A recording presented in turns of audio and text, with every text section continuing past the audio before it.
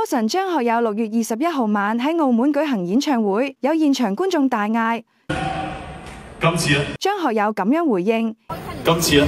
對不起啊，對不起，我不能講普通話。有網民將相關影片上載到社交平台，唔到半日已經有過萬點讚。影片可見張學友對住台下觀眾用普通話講：對不起啊，對不起，我不能講普通話。然後轉用廣東話問觀眾：有幾多人係講廣東話㗎？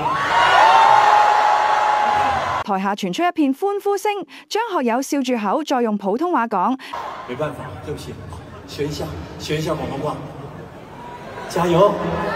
另一條片，學友解釋堅持講廣東話原因。有幾多朋友識得聽廣東話㗎？唔識聽廣東話嘅朋友，唔好意思啊。咁喺呢度咧，今日咧就澳門啊嘛。咁即係都係以廣東話為主嘅，咁所以今日可能有啲歌我會唱國語啦，當然係嘛。咁大家知我好國際，咁應該唱廣東話或者唱國語嘅，咁我都會盡量去唱下。咁希望大家可以享受今晚演唱會。有網民留言點讚表示撐粵語，多謝學友。